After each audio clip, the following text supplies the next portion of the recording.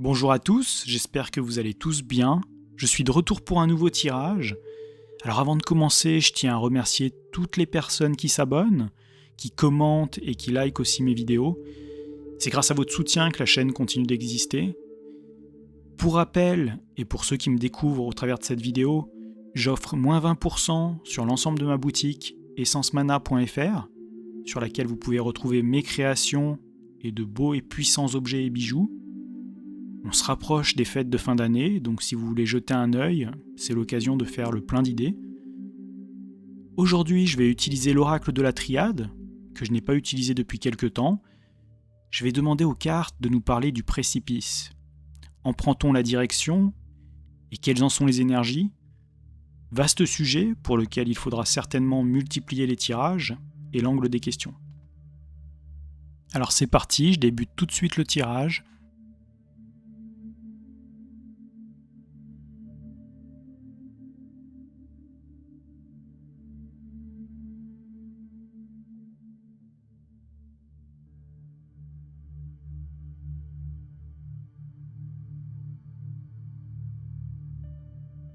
Pour commencer, nous avons le sceau et la carte de l'arme.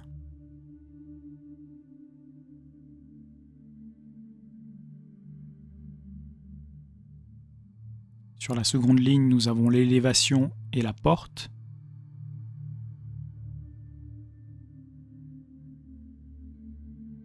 Ensuite, l'adversaire et la carte de l'énergie.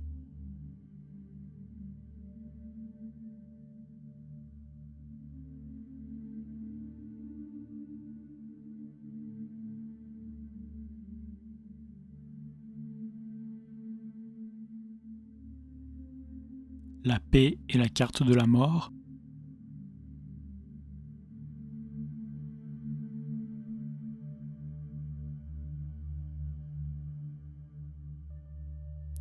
Et pour terminer, nous avons l'illusion et le retour. Alors voilà, j'en ai terminé pour le tirage de ce tableau énergétique. Je vais rapidement vous parler individuellement de chacune des cartes pour que vous voyez un minimum ce qu'elles représentent comme énergie.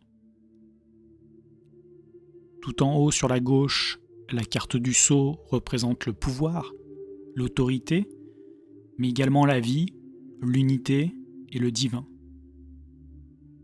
À côté, la carte de l'arme représente la guerre, la division. Sur la seconde ligne, à gauche, nous avons la carte de l'élévation, qui représente quelque chose qui progresse avec sa pyramide qui s'élève. Sur la droite, la carte de la porte évoque une issue, une voie. Sur la troisième ligne, sur la gauche, l'adversaire, qui représente Satan, le mal, la violence. En face, sur la droite, la carte de l'énergie représente la vitalité, la puissance. En bas à gauche, nous avons la carte de la paix qui évoque l'harmonie, la sérénité. À l'opposé, sur la droite, nous avons la carte de la mort qui évoque le décès et les bouleversements. En bas au centre, nous avons la carte de l'illusion qui représente les apparences, la duperie. Et pour finir, à sa droite, la carte du retour, qui représente le passé, le rappel, mais également la justice suprême et divine. Voilà pour la rapide vue d'ensemble. Nous avons là de nombreux messages avec plusieurs niveaux de lecture. Alors pour commencer, tout au sommet, il y a un pouvoir qui blesse, qui divise, qui pique. Regardez l'épée et sa pointe fine comme une aiguille. Puis tout en bas, au centre, regardez le masque sur la carte de l'illusion. Un masque sur un cadre, un contour hypnotique. Une carte qui évoque le cinéma, les médias, les politiciens, la télévision. Les personnes qui possèdent le pouvoir dirigent le film. Comme inscrit sur ces deux cartes, il y a une illusion qui est de retour. Je regarde peu la télé, mais j'imagine que depuis la fin de l'été, ils ont amplifié la diffusion de certaines énergies, des énergies qui font baisser le taux vibratoire de la population. Ils poursuivent donc leur scénario, pour que leur grand reset réussisse, ils ont un long scénario à nous jouer pour justifier la suite des événements. L'illustration du serpent qui mord sa queue évoque le retour de la piqûre parce que l'hiver arrive. C'est le retour de l'illusion qui trouble la sérénité de la carte bleue de la paix sur la gauche. C'est le retour de l'illusion derrière laquelle se trouve Satan, l'adversaire, qui prend plaisir à troubler la paix, et cela contribue à élever son pouvoir et son rayonnement maléfique. Entre parenthèses, pour ceux qui ont vu passer les émissions télé ces derniers jours, pour rappel, Satan est androgyne ou transsexuel, et la marque de la bête est 666. Je ferme la parenthèse. Donc c'est le retour d'une illusion qui augmente le pouvoir de ceux qui sont déjà au sommet de la pyramide. Après la pandémie, on nous rejoue un scénario pour nous priver de notre liberté et troubler notre vie paisible. La carte de la mort évoque le bouleversement de nos vies à nouveau. On nous parle de conflit avec la carte de l'arme. Un conflit qui est à notre porte. Sur l'illustration de la carte, on peut même voir une bombe ronde, la mèche allumée devant la porte. Un conflit qui trouble directement la paix, avec la population innocente en Ukraine, et indirectement la sérénité de tous, en diffusant les mauvaises énergies avec l'évocation quotidienne des morts, des explosions, des attentats, en évoquant également les dangers de l'usage des armes nucléaires. Le pouvoir se sert de ce conflit. On voit que c'est une porte, une opportunité pour les serviteurs de Satan. Macron joue son rôle, un rôle où il va nous répéter, carte du bas central, que c'est la mort de l'énergie, avec les deux cartes sur la droite. La mort, c'est le bouleversement, la fin. Et l'énergie représente les ressources et cette abondance qu'il a évoquée comme arrivant à sa fin. Donc nous avons les deux cartes au centre, une illusion qui se répète, une hypnose, quelque chose d'orchestré à dessein. Sur la gauche, en partant de la première carte au sommet, la carte du sceau, lisez juste avec moi les cartes. Le pouvoir élève l'adversaire de la paix. Et sur la droite, en partant de l'épée, nous avons l'arme qui ouvre la porte de la mort, de l'énergie. Bien entendu, les énergies des cartes de la mort et de l'énergie représentent de nombreuses choses. Nous avons là en tout cas les premiers niveaux de lecture. Les cartes nous parlent du présent et de la direction que prennent les choses pour nous mener à ce précipice. Ne pas oublier que tout cela, c'est surtout une illusion pour justifier le retour, le grand reset, comme illustré avec ce serpent qui fait un reset en recommençant et se mordant la queue. D'ailleurs, nous avons la réelle menace du grand reset juste au-dessus. Le sceau et l'arme évoquent les contrats qui sont rompus, les licenciements, la perte d'emploi et la perte de la propriété, comme l'illustre également la carte de la porte avec ses piliers en pierre. Mais passons maintenant au second niveau de lecture.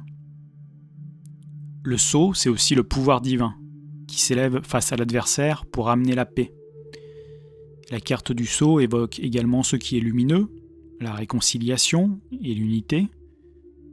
On nous parle donc là également d'un pouvoir opposé qui s'élève, une alliance qui s'arme entre guillemets. Ce sont les gens éveillés, sortis de l'illusion des médias, qui luttent contre les forces de l'adversaire. Parce que l'arme de l'illusion est à double tranchant. Comment vous expliquer ? Un mensonge qui fonctionne sur un mouton hypnotisé est aussi puissant qu'un mensonge révélé et retourné contre sa source. J'espère que vous voyez ce que je veux dire. La carte de l'arme et du sceau évoque également le pouvoir de la justice divine. Sur la seconde ligne, nous avons une augmentation d'hommes qui se tournent vers Dieu. Parce que l'homme est poussé vers cette porte. La population est poussée à la réflexion. Nous avons donc une élévation d'adversaires progressive face à ce grand reset. La carte de l'adversaire, ce n'est pas seulement la carte de Satan, c'est aussi simplement une énergie de rivalité. Leur projet va être contrarié. Sur la carte de l'adversaire, il est inscrit 666, la marque de la bête. C'est une carte qui fait référence également avec 4+9 au 13e chapitre de l'Apocalypse de Saint Jean, qui fait référence à l'Antéchrist. Elle évoque la notion de lutte au sein de chaque homme pour ne pas succomber à la tentation et à l'illusion. Cette adversité, cet éveil, va faire naître une énergie, une puissante force, comme l'illustre le proton sur la carte de l'énergie. Ils vont aller trop loin, ils vont détruire la porte de trop, c'est comme ça que je le ressens pour simplifier. Ils vont continuer de faire exploser des portes, des acquis, comme l'illustre la carte de la porte avec ses 2 piliers, et ils continueront de mentir et alimenter l'illusion. Mais seulement jusqu'à ce que la goutte d'eau fasse déborder le vase. Le retour est inévitable. Tout comme la mort est une étape inévitable de la vie. Nous allons arriver devant le précipice et nous allons nous retourner et faire face à toutes ces illusions. Sur le papyrus de la carte de la paix, il est écrit Jérusalem, qui fait référence à la Jérusalem céleste, annonciatrice d'un nouveau monde après l'Apocalypse. Pour rappel, l'Apocalypse est riche de visions symboliques, et c'est un mot qui signifie à l'origine « révélation ». Révélation sur ce monde d'illusions et sur son passé. Sur la carte du retour, il est écrit en petit la lettre de l'alphabet arabe Alif, qui désigne le retour à l'unité. Elle évoque aussi la fin d'un cycle, ou mort d'un cycle, comme l'évoque la dernière carte de la ligne. La mort, c'est la disparition de quelque chose pour une renaissance. Donc lorsque leur projet de grand reset s'effondrera par un retour à la conscience, et donc en partie par des actions humaines, un nouveau monde pourra voir le jour. Un monde de paix, comme l'illustre la carte numéro 23. Voilà, j'en ai terminé pour l'interprétation de ce tirage. J'espère que vous aurez aimé le suivre. Comme d'habitude, je compte sur vous pour me soutenir avec un pouce en l'air, des partages et des commentaires en dessous de cette vidéo. Je vous en remercie tous d'avance. Vous pouvez me suivre sur Instagram, Facebook, VK, Telegram et mon site internet www.joan-guidance.fr. Je vous remercie tous pour votre soutien, prenez bien soin de vous et je vous dis à très vite pour le prochain tirage.